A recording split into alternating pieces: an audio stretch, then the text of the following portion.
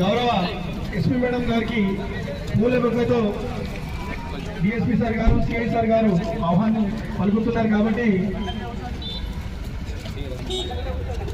పగలనక రాత్రనక ప్రజల జీవన మార్చడం అనుకుంటూ మన ముందుకు గౌరవ జిల్లా ఎస్పీ మేడం గారు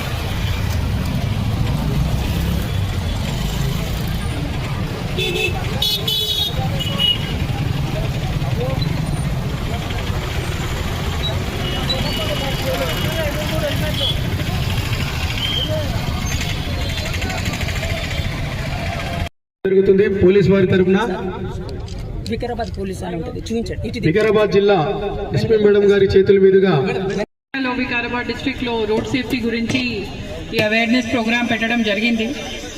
మన సీఎం సార్ ఆదేశం ప్రకారంగా అండ్ డీజీపీ సార్ ఒక సర్కులర్ ఆల్ డిస్ట్రిక్ట్ కి ఈ రోడ్ సేఫ్టీ గురించి అవగాహన కోసం అన్ని చోట్ల జంక్షన్స్ లో ఇంపార్టెంట్ ప్లేసెస్ లో రోడ్ సేఫ్టీ గురించి ప్రోగ్రామ్స్ పెట్టమని చెప్పారు. దానికి సంబంధించి సందర్భంగా ఈరోజు మోమిన్పేట్లో ఈ హెల్మెట్ సేఫ్టీ అండ్ హెల్మెట్ వాడడం ఎంత మనకి అవసరం ఉంది అండ్ కంపల్సరీ ఉంది, దానికి సేఫ్టీ మెజర్స్ ఏమేమి ఉంటాయి, ఈ ప్రోగ్రామ్ ఈరోజు పెట్టడం జరిగింది.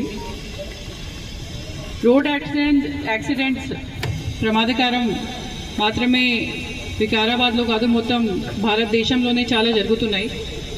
మర్డర్ అండ్ గ్రేవ్ క్రైమ్స్ కంటే ఎక్కువ డెత్స్ ఫెటల్ రోడ్ యాక్సిడెంట్స్ జరుగుతున్నాయి.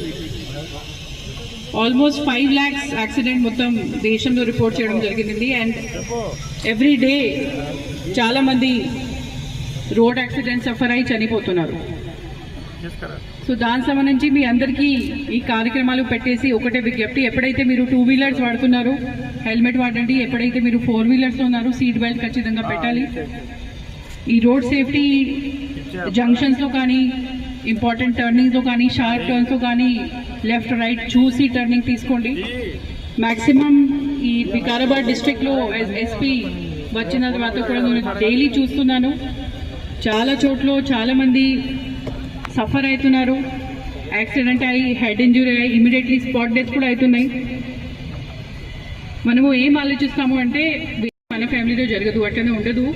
ఎప్పుడైతే కూడా యమరాజ్ రావచ్చు, ఆ యమరాజ్కి ఆపాలి అంటే ఖచ్చితంగా హెల్మెట్ పెట్టాలి. Yes or no? Yes or no? తర్వాత 4 wheelersలో ఉంటే సీట్ బెల్ట్ పెట్టాలి. అండ్ ఇక్కడ ఉన్న వాళ్ళు అందరికీ, ఇక్కడ ఉన్న లోకల్ పోలీస్కు కూడా మళ్ళీ ఇంకా చాలా చోట్ల ప్రోగ్రామ్స్ చేస్తున్నారు. ఇంకా చేసేసి ఓవర్ లోడింగ్ ఆఫ్ వెహికల్స్ ఎక్కడైతే కూడా జరగదు. మీ వెహికల్స్లో టైర్స్ చాలాసారి ఖరాబ్ అయ్యి పాడైపోతున్నాయి. ఆ స్కిడ్ చాలా చోట్ల స్కిడ్ అయ్యి సెల్ఫ్ స్కిడ్ అయ్యి చాలామంది కింద పడిపోయి చనిపోతున్నారు.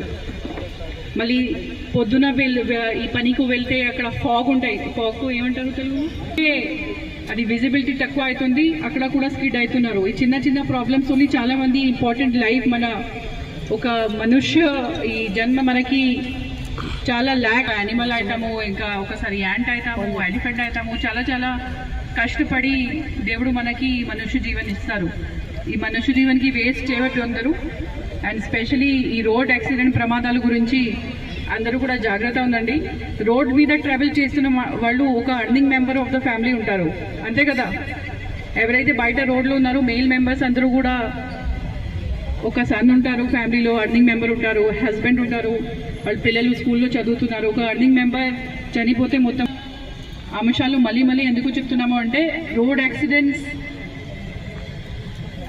వేరే ఏదైనా క్రైమ్ కంటే ఎక్కువ డెత్స్ రోడ్ యాక్సిడెంట్స్లో అవుతున్నాయి.